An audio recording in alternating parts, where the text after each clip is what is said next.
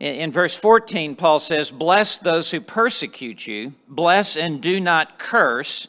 And then in verse 17, he says, never pay back evil for evil to anyone.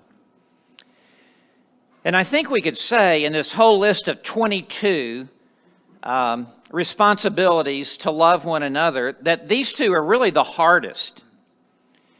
I think it's easiest to get along with fellow believers where we have so much in common, and there are at least some expressions of love that come from them to us. The challenge is loving unbelievers who persecute us in different ways. Now, our persecution is certainly different than the persecution that would be taking place in other parts of the world, and certainly different from what was taking place in the Roman Empire in the first century. But nevertheless, we do live in a fallen world, and we are in association with unbelievers, and they're playing by a different set of game rules, especially those of you who are in business and having to carry out business dealings with unbelievers. I mean, our word is our bond. Their word is only as good as their lawyer. And you are in the fray and in the mix of working with unbelievers, and there is evil that comes at you. And so Paul, in verses 19 to 21, circles back, as I said, to those two aspects in verse 14 and verse 17, because these are the most challenging and these are the most difficult. And so he is reaffirming this, that this has to be in our Christian life. This has to be a part of our Christian walk. So, as we look at these verses, and there's so much that I have to say, really just that Paul has to say. Three main headings as we look at this. The first is the instruction. That's at the first part of verse 19. Paul concludes now with the instruction, and he will do it with a negative and then with a positive. He begins with the negative. He says, never take your own revenge, beloved. That word never leaps off the page. Fighting back on a personal level is not Christian. Never take your own revenge, beloved. And he addresses the church at Rome as beloved. Earlier, he referred to them as brethren. But now, it's beloved to underscore you have been made the object of God's love. You need to now demonstrate this love. God loved you when you were enemies. And God sent his Son to die for you when you were an enemy of God. God loved his enemies when he loved you. You need to now show love to your enemies. You are being like God when you love your enemies. Now, that's a big pill to swallow. He says, never take your own revenge. And the idea is you've been wronged. And what he is saying is, do not respond in like manner. Don't try to get even. Because if you try to get even, you're going to come down to their level. Never take matters into your own hand and render punishment to the one who has done you wrong. That's the negative. Now he puts it in the positive. But, word of sharp contrast, leave room for the wrath of God. Of God is in the New American Standard in italics because it's not in the original. I don't know what translation you're using. You just need to know of God is not in the original. It just says, but leave room for the wrath. And it's even more dramatic just to say, leave room for the wrath. We know what that is. It's the wrath. And it is the wrath of God. and it's been supplied by the translator to smooth this out. When he says leave room, literally it means give a place to. And that may be how your translation translates it, but in other words, just back off and don't get in the way of what God's going to do. Because God will be the avenger. And God will settle his accounts with those who have done you wrong.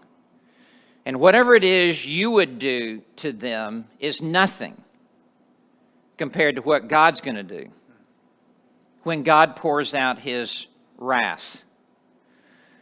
The wrath of God is a beautiful attribute of God. And there is no apology that needs to be made for the wrath of God. Sometimes we hear people talk about the wrath of God as if that's the dark side of God. I want you to know there is no dark side of God. 1 John 1:5 says, God is light, and in him there is no darkness at all. There is no dark side of God. And one of the benefits for us of the wrath of God is we never have to take matters in our own hands. We never have to get even with anyone because God's going to take care of it. Whether in this life or eternally, but give room for the wrath of God. Now the word wrath, I'm going to pronounce the Greek word because it comes into the English language and you're going to immediately recognize it when I pronounce it orge, orgy. And an orgy is a place of heated passions in a lustful way. Here it's used in a holy and positive way of the heated passion and righteous anger of God against all sin. God will never sweep any sin under the carpet. God will never look the other way. Every sin in the history of the world will receive the full wrath of God. No sin ever committed in the history of the world will ever go unpunished to the full extent of the law by God. Every sin will either be punished in hell or punished in Christ upon the cross. But no sin will go unpunished. And so the wrath of God is his heated anger towards all that violates his own holiness. So Paul is saying it's not our responsibility to execute justice on evil people who are doing evil to us. That's God's duty. And God will bring his wrath to bear upon them at the right time and in the right way. So we would only mess it up if we tried to step in and do what God alone will do. Now, the wrath of God has been a thread that has been woven through the book of Romans. And I want to take us on this journey right now. I want you to go back to Romans 1.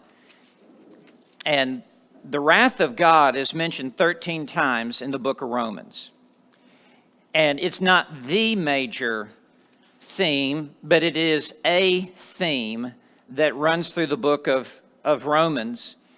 And in Romans 1, verse 18, as Paul begins his case for the gospel, he begins with our need for the gospel. He begins with the wrath of God. And there's no hesitation on Paul's part to speak on the wrath of God. Verse 18, for the wrath of God is revealed from heaven against all ungodliness and unrighteousness of men. Please note, present tense verb, is revealed. Right now, the wrath of God is revealed upon all ungodliness and unrighteousness. It comes in physical death. It comes in catastrophic events. Who knows with the coronavirus if that is an expression of the wrath of God? upon a God-forsaking world. But the wrath of God right now, this very moment, is being revealed from heaven. Come to chapter 2 and verse 5. But because of your stubbornness and unrepentant heart, and Paul's addressing here those who are at this point unconverted, as though he's talking to an unconverted person. He's writing to believers in Rome, but at this point, the you is kind of a soliloquy, as if he's talking to someone, as if he's standing right there who needs the Lord. But because of your stubbornness and unrepentant heart, you are storing up wrath for yourself in the day of wrath and the revelation of the righteous judgment of God. For every sin, there is an increased measure of wrath. And for the increasing of sin, there is an increasing of wrath that is being stored up by God. And the last day will be known as the day of wrath, in which the fury and the vengeance of God will be unleashed to the fullest extent. And for unbelievers, it will be without end. Eternal wrath. So that's why Paul is saying, just step back, because God is taking account and they are storing up wrath until the day of wrath. Look at verse 8, chapter 2, verse 8. Paul, in verse 7, speaks to those who are believers. In verse 8, he speaks to those who are unbelievers, but to those who are selfishly ambitious. They just live for themselves, not for God, for themselves. And do not obey the truth, that's an unbeliever, but obey unrighteousness. What would they expect from God at the end of the verse? Wrath and indignation. And indignation is just a synonym for God's wrath and anger. Chapter 3, verse 5. But if our unrighteousness demonstrates the righteousness of God, what shall we say? The God who inflicts wrath is not unrighteous, is he? Rhetorical question. The answer is so obvious that Paul doesn't even waste ink to answer it. The answer is, of course, God is the God who inflicts wrath. He is a holy God. God would cease to be holy if God did not inflict wrath. It is a necessary part of the holiness of Almighty God. Come to Romans 4 and verse 15. We read, "For the law brings about wrath." And what that is simply saying is, for every law there is assigned a punishment for the one who is the lawbreaker. So you cannot have a law, but there is no punishment for breaking that law. It would no longer be a law. It would just be suggestions. And so it's the punishment that really puts teeth into the law. You remove the punishment, you really are diluting the law. And so the punishment for breaking the law of God is death. For the wages of sin is death. Romans 6:23. In the day that you eat of that fruit, you shall surely die. Genesis 2:17. Ezekiel 18, verse 4, the soul that sins, it shall surely die. So it's the death penalty for the breaking of the law. And the second death is to be the object of the eternal wrath of God forever and ever without relief. Come to Romans 5 and verse 9. And I'm just wanting to emphasize with you this morning the emphasis that Paul makes on the wrath of God. All of this has led up to what we're looking at in Romans 12. So this isn't the first time in Romans 12 for Paul to talk about the wrath of God. In Romans 5 and verse 9, much more than having now been justified by his blood, we shall be saved from the wrath of God. And of God there is not in the original. If you have New American Standard like I do, it's in italics. It's really more dramatic and emphatic to just say the wrath. We know exactly what he's talking about, the wrath. And our salvation at the highest level is to be delivered from the wrath of God.